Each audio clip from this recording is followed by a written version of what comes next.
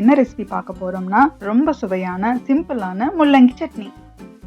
முள்ளங்கி சாதாரணமாக சாம்பார் அல்லது சேலட்ல தான் பயன்படுத்துவோம். ஆனால் இந்த சட்னி செஞ்சு பார்த்தீங்கன்னா இட்லி தோசைக்கு சூப்பராக இருக்கும். அது மட்டும் இல்லை, இந்த வீடியோவோட எண்டில் ஒரு கிச்சன் டிப்பும் இருக்கு. வீடியோவை ஸ்கிப் பண்ணாமல் கடைசி வரைக்கும் பாருங்க. வாங்க இப்போ வீடியோக்குள்ளே போகலாம்.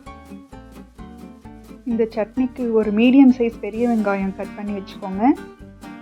நான் இதில் சிவப்பு முள்ளங்கி சின்னது 8-9 யூஸ் பண்ணியிருக்கேன். நம்ம வெள்ளை முள்ளங்கி இருந்துச்சுன்னா அது கூட பயன்படுத்திக்கலாம். ஒரு மீடியம் சைஸ்க்கு 2 தக்காளியும் கட் பண்ணி வச்சுக்கோங்க. இது கூடவே 2 வரமிளகா, கொஞ்சம் கருவேப்பிலை, ஒரு 1/2 டீஸ்பூன் சீரகமும் எடுத்து வச்சுக்கோங்க. இப்போ ஒரு கடாயில் எண்ணெய் ஊற்றி சூடு பண்ணிக்கோங்க. அதுக்கப்புறம் பச்சை கடலைப்பருப்பு ஒரு 3.5 ஸ்பூன் போட்டுக்கோங்க. ஒரு 1.5 ஸ்பூன் உளுந்து போட்டுக்கோங்க. அதை போட்டு நல்லா பொன்னிறமாக வறுத்து விடணும். இப்போ நம்ம நறுக்கி வச்ச முள்ளங்கி, வெங்காயம், தக்காளி, வரமிளகாய், கருவேப்பிலை, சீரகம் சேர்த்து நல்லா வதக்கி விடுங்க. முள்ளங்கி நல்லா சாஃப்டாக ஆகிற வரைக்கும் வதக்கி விடுங்க. இப்போ அடுப்பை ஆஃப் பண்ணி கொஞ்சம் ஒரு சின்ன வெங்காயம் சைஸுக்கு புளி சேர்த்து கிளறி விடுங்க. இது ஆறின பிறகு உப்பும் தேவையான அளவு தண்ணியும் ஊற்றி அரைச்சி எடுத்துக்கோங்க. அவ்வளோதான், சட்னி ரெடி ஆயிடுச்சு. இப்போ நம்ம அப்படியேவும் சாப்பிட்டுக்கலாம், இல்லை இதுக்கு ஒரு சிம்பிளான தாளிப்பு கூட கொடுத்துக்கலாம். அதுக்கு இன்னொரு பேனில் 2 ஸ்பூன் கடலை எண்ணெய் சூடு பண்ணிக்கோங்க. கொஞ்சம் கடுகு, பச்சை கடலைப்பருப்பு, உளுந்தம்பருப்பு, சீரகம் போட்டு பொரிஞ்சு வந்ததும் அரைச்சி வச்சிருக்கிற சட்னியில் போட்டு தாளிச்சு விட்டுடுங்க. அவ்வளோதான், ஈஸியான சுவையான முள்ளங்கி சட்னி ரெடி ஆயிடுச்சு.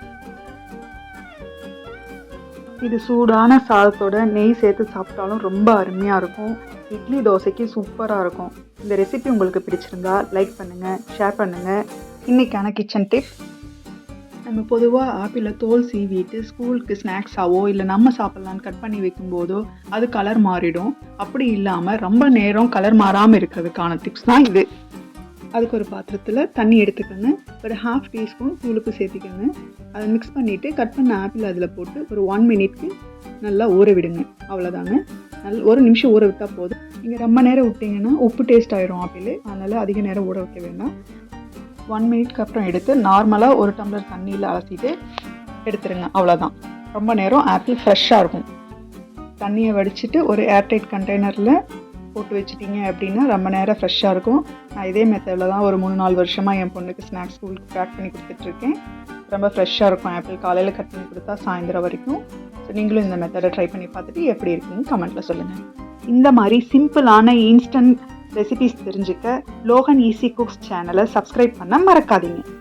அடுத்த வீடியோவில் மீண்டும் சந்திப்போம். பாய்.